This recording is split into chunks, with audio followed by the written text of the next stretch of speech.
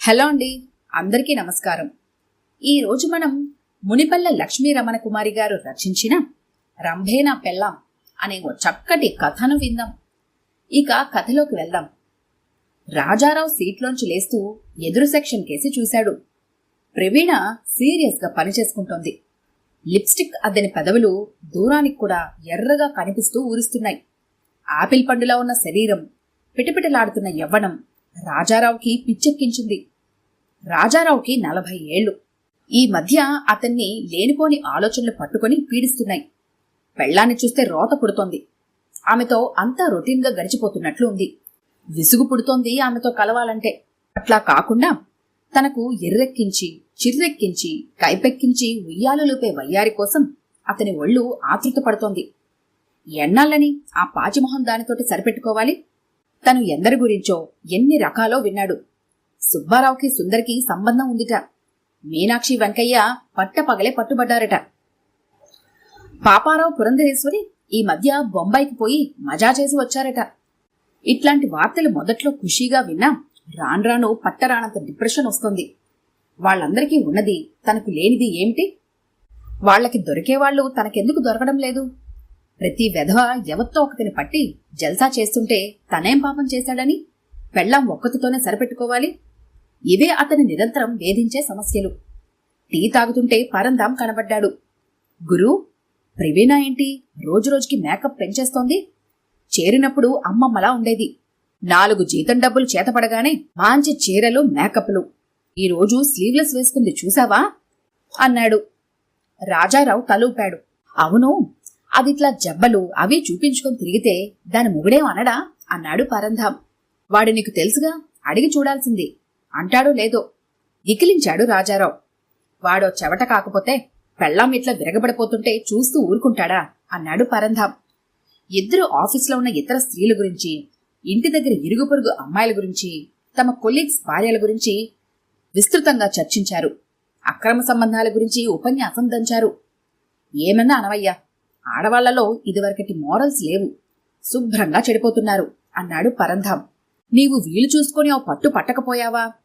ఏం పడతాం, మన్ని చూసి ఏ పెట్టవాళ్తుంది నిరాశగా అన్నాడు పరంధాం. వలవేసి చూడు నవ్వాడు రాజారావు. నాకేం లాభం లేదు గాని నువ్వే ప్రయత్నించు, హీరోలా ఉంటావు ప్రోత్సహించాడు పరంధాం. రాజారావు ఒళ్ళు పులకరించింది. అవును, ఊరికి కలలు కనే బదులు కృషి చేసి కలలు నిజం చేసుకోమన్నారు పెద్దలు. నవ్వేశాడు తను.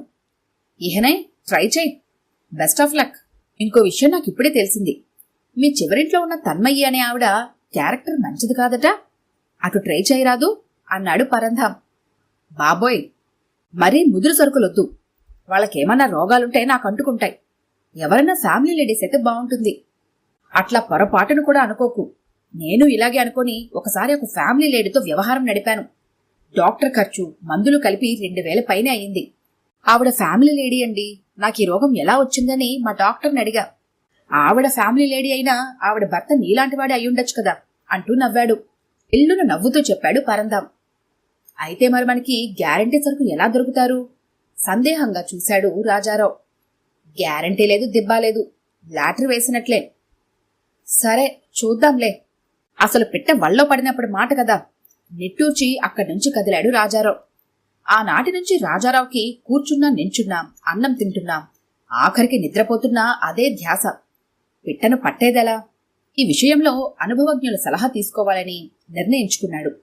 అందుకోసం షోకిల్లా రాయుడని పేరు పొందిన రామచంద్ర విజయ్ దగ్గరికి వెళ్లాడు. విజయ్ నల్లగా తుమ్మ ముద్దులా ఉంటాడు.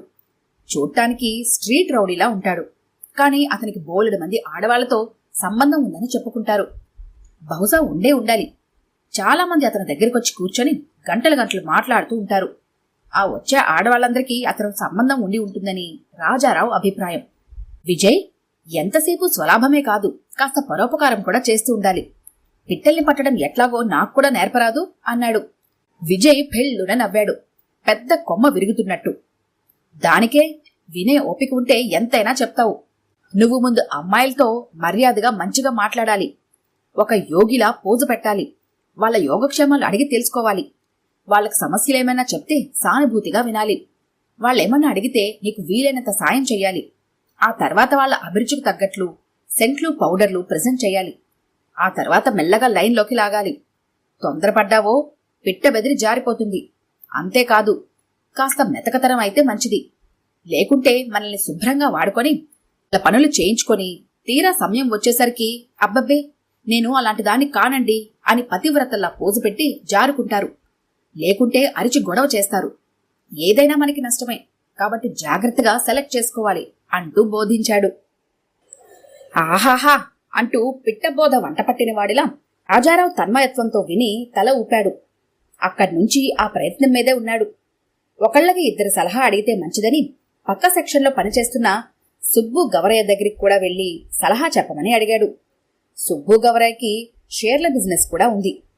ఈ షేర్లు కొని ఆ షేర్లు అమ్మి అటు చేసి ఇటు చేసి డబ్బు బాగా సంపాదించాడు. ఆ షేర్లు లావాదేవీలో బోలెడంతమంది ఆడాళ్లు అతని దగ్గరకొచ్చి పోతూ ఉంటారు. వాళ్ళందరితో గవరయ్య జోవ్యల్గా విట్టిగా మాట్లాడి నవ్విస్తుంటాడు. పదే పదే అతని దగ్గరికి వచ్చి పోవడంతో అతనికి ఆ వచ్చే ఆడవాళ్ళకి సంబంధం ఉందని ఆఫీస్ అంతా గుప్పుమంటుంది.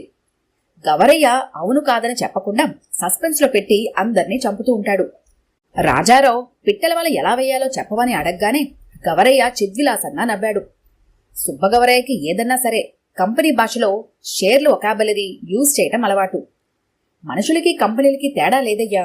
నువ్వు సెలెక్ట్ చేసుకోబోయే ముందు ఆ కంపెనీకి స్ట్రాంగ్ ఫండమెంటల్స్ ఉన్నాయో లేదో అని చూస్తావు కదా. స్ట్రాంగ్ ఫండమెంటల్స్ ఉన్న కంపెనీ అయితే డిమాండ్ ఎక్కువ ఉండి అలాట్మెంట్ అవకాశం తక్కువ, మార్కెట్లో విపరీతమైన ధర.